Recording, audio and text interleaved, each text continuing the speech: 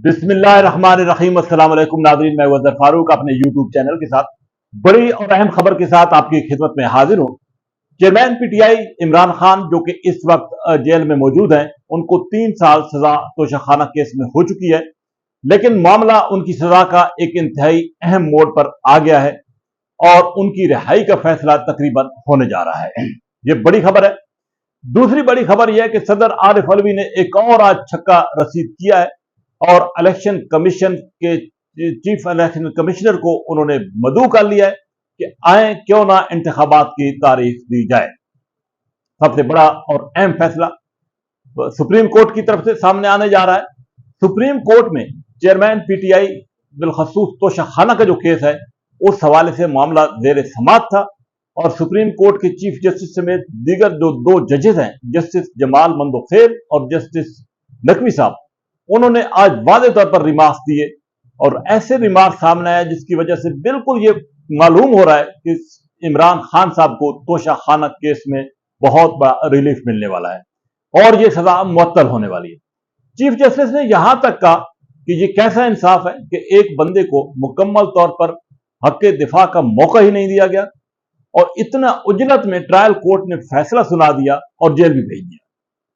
उनका यह भी कहना था और बिलखसूस इलेक्शन कमीशन के जो वकील हैं उन पर वो खासे बरहम भी हुई।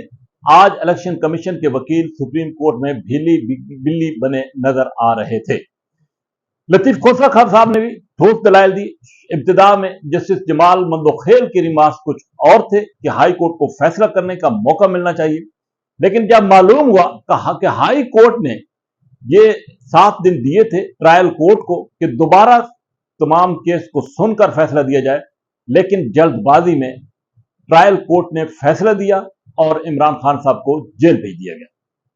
उस मौके पर यह सूरत हाल एक अजीब व गरीब शक्ल इख्तियार कर गई और चीफ जस्टिस के रिमार्क्स ऐसे आए कि जिससे यह लगा कि शायद चीफ जस्टिस फौरी तौर पर कोई फैसला सुनाने लगे।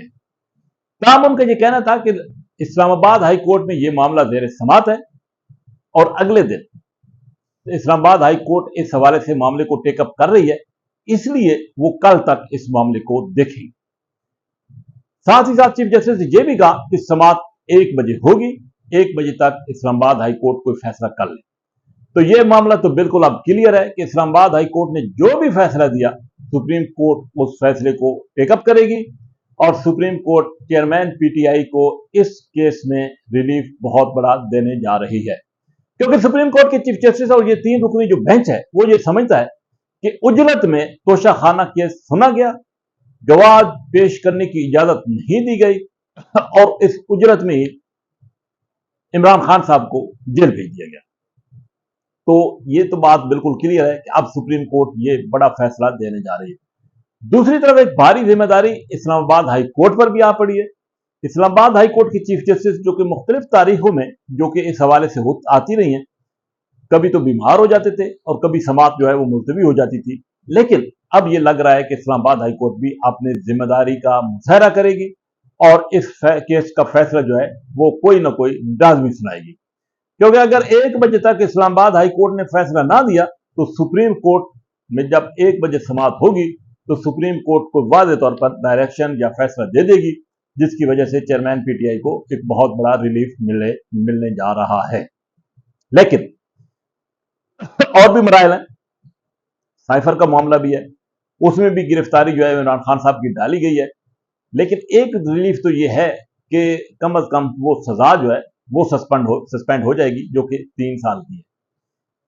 और इमरान खान साहब, बाकी बहुत सारे केसेस हैं और कुछ केसेस में गिरफ्तारियां भी हैं, कुछ में जमानतें भी हैं, कुछ में जमानतें कैंसिल भी हो चुकी हैं। बहरहाल वो एक नया प्रोसेस जो है वो शुरू हो जाएगा।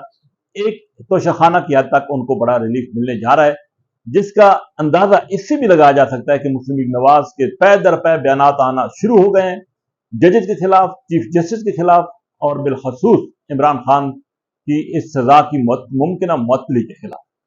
नवाज शरीफ साहब भी बोल पड़े हैं। उन्होंने भी कहा कि जी उनको जनरल बाजवा साहब ने, फैज हमीद साहब ने सजा दिलवाई और उस वक्त की चीफ जस्टिस साकिब निसार को बहुत जल्दी थी, तो उनको दीवार से लगाने की कोशिश उस वक्त की गई और उन्होंने भी कहा कि जिस बंदे ने करप्शन किया है उसको रिलीफ दिया जा रहा है। तो ये अब बिल्कुल क्लियर है कि इमरान खान साहब के लिए अच्छे जो लम्हात हैं वो आने वाले हैं। दूसरा बड़ा एक जो कदम उठाया है वो सदर आरिफ अलवी ने उठाया है। अलवी साहब ने चीफ इलेक्शन कमिश्नर को खत तहरीर कर दिया है और याद कराया है कि 9 अगस्त को असम्बलियां तहलील हो चुकी हैं, मैं समरी पर दस्तखत कर चुका हूं, असम्बलियां घर जा चुकी हैं, तो 90 दिन में इंतखाबात कराने हैं।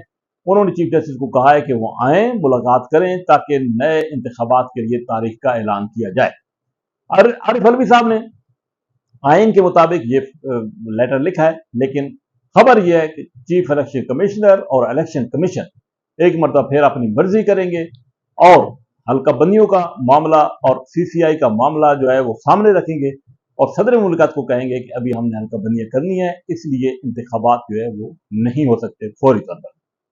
इंतखाबात हल्का बंदियों के बाद शेड्यूल जो है उसका दिया जाएगा, लिहाजा इस बात के इम्कान आपको कम है कि चीफ इलेक्शन कमिश्नर जो है वो सदर मुल्कात के साथ मुशावरत के बाद कोई इस फैसले पर पहुंचेंगे कि फौरी तौर पर 90 दिनों के अंदर इंतखाबात की तारीख का ऐलान किया जाए। बहरहाल एक नया आईनी बहरान जो है वो जन्म लेने के तरफ बढ़ रहा है और अगर सदर अलवी और चीफ इलेक्शन कमिश्नर इत्तेफाक नहीं करते तो एक नई और पेचीदा सूरत हाल पैदा हो जाएगी। बहरहाल पाकिस्तान की सियासत में मुख्तलिफ और अजीब व गरीब और अहम वाकयात जो है वो रोजाना की बुनियाद पर सामने आ रहे हैं। हालात का किसी को कोई मालूम ही नहीं है कि किस क्या रुख इख्तियार करेंगे। रोजाना जो है वो एक नई खबर आती है, एक नई डेवलपमेंट होती है और इसी डेवलपमेंट के साथ पाकिस्तान जो है वो आगे बढ़ रहा है।